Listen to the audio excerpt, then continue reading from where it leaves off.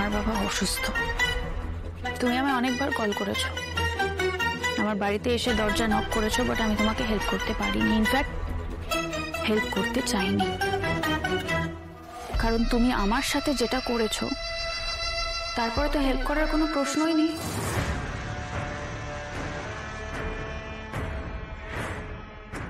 অপর্ণা, তুমি খুব ভালো মতন জানো যে আর্য আমার কতটা ক্লোজ।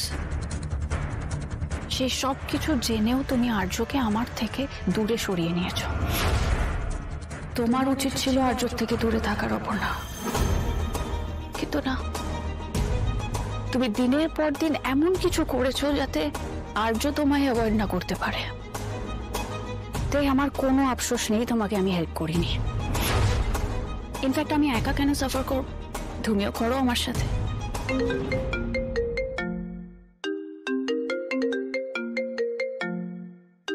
কিঙ্কর এত রাতে আমাকে ফোন করছে?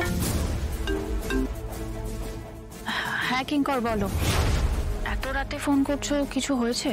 কেন তুমি জেনে না জানার ভান কেন করছো মিনা ম্যাডাম? মানে কি ভান করছি আমি? কি হয়েছে তুমি জানো না? কিঙ্কর, না বললে কি করে জানবো, বলো কি হয়েছে। তুমি কিঙ্করের সঙ্গে কথা বলছো, এটা ভুলে যাও না মিনা ম্যাডাম। তবে আমি জানি না তুমি কি ভেবে সমস্ত করেছো, কিন্তু তুমি যা করেছো তার জেরে আমাকে নানান রকম ঝামেলা পোহাতে হচ্ছে। তোমাকে ঝামেলা পোহাতে হচ্ছে মানে? মিনা ম্যাডাম, আমার না এত কিছু বোঝাবার বা বলার মতো মুড নেই।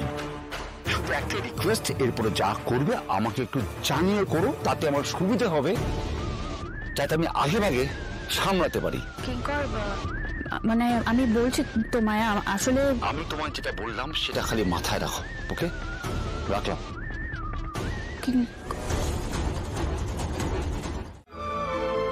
এবার তাহলে একটু টেনশন কমলো, তাই তো? এইসবের জন্য বাবা থ্যাংক ইউ বলো না। আপনি না থাকলে বাবা স্টেনটা বসানো যেত না, আপনি এসে টাকা দিলেন বলে। আচ্ছা থাক, এসব কথা থাক না, এসব নিয়ে ভেবো না এত। আপনি তো সব মিটিয়ে দিয়েছেন, আমি জানি। এটা আমার কর্তব্য বলে মনে হয়েছে তাই, আর আমি তো সারা জীবন তোমার পাশে থাকবো, এমনই তো কথা দিয়েছিলাম, তাই না?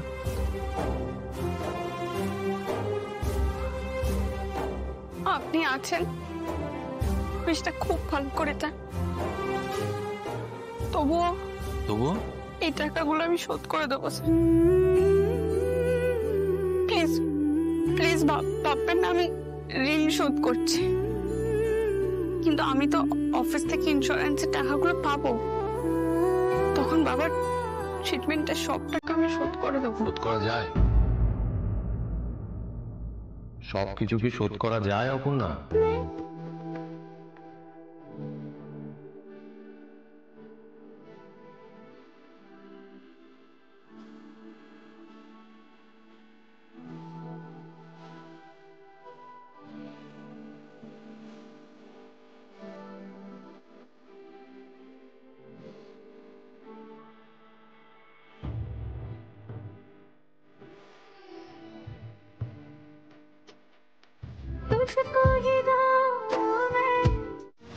মানে এতগুলো টাকা উপনা জোগাড় করলে কে জোগাড় করলো? না মানে কিছু না। তুই জানলে আমাকে বল। আর্য স্যার সব ব্যবস্থা করে দিয়েছে। আর্য স্যার? আমি বিপদ বুঝে ওনাকে জানিয়েছিলাম। তো তুই বললি তোর কথা এই এতগুলো টাকাও নেই?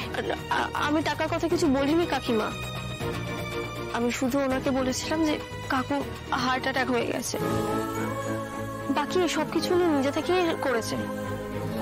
উনি এসেছিলেন? কোথায়, কখন? আমি তো দেখতে পেলাম না। উনি এলেন বলেই তো অপারেশনটা হলো। উনি সবসময়তেই ছিলেন, অপেক্ষা করছিলেন, এখনো আছে, বাইরে আছে। হে ভগবান, তুই জানতিস মানুষটা এসেছিলেন, বাইরে আছে, তা আমাকে একবার বলবি না? উনি এত লোকজন ছিলেন বলে আসতে চাইনি, কে আবার এসব নিয়ে কি বলবে, তাই কত ভাবেন উনি অপুর কথা, আমাদের কথা। এরকম একটা মানুষকে পাশে পেয়েছো, এটা তোমাদের অনেক ভাগ্যেও। হ্যাঁ গো চেপালি, আমি তো সব সময় বলি উনি ভগবানের মতো এসেছিল আমাদের জীবনে। অপুকে কত স্নেহ করেন বলো, আমাদের জন্য উনি যা করেন কেউ করবে আজকালকার দিনে, আত্মীয় স্বজনরাও করবে না। লোকে তো কত কি বলে, ওনার নামে কত কথা বলে, কিন্তু উনি ঠিক চুপচাপ এসে জরুরি কাজটা করে গেলেন। অফিসের বস, অত বড় অফিসের মাথা, কেউ বলবে? এই রূপা, একটু কি বললি? আর্য স্যার বাইরে আছেন না? দাঁড়া, আমি একবার যাই বাইরে, বুঝলে চেপালি? আমি একটু না, আমি তো অপুকে বলেছি, ও তো গেছে থ্যাংক ইউ বলতে। তুমি এখানেই থাকো, আবার কখন ডাক্তার ডাকবেন এসে। এই রুম্পা, আমাকে আবার ডিউটিতে যেতে হবে, বলে এসেছিলাম দেরি হবে, কিন্তু অনেকটা দেরি হয়ে গেল। না, আজকে কাটিয়ে দিতে পারতে তোমার। না রে, অসুস্থ মানুষ, রাতে যদি না যাই বিপদে পড়ে যাবেন। অপু যতই বলুক, আমার তরফেও স্যারকে একবার বলা উচিত। সত্যকে উনি নতুন জীবন দিয়েছে, আমার স্মৃতির সিঁদুর রক্ষা করেছে। আমাকে এইটুকু কৃতজ্ঞতা ওনাকে জানাতেই হবে।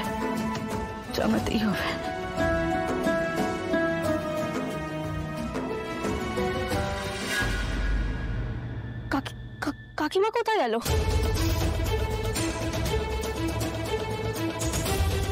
না করলাম তো বাইরে গেল নাকি?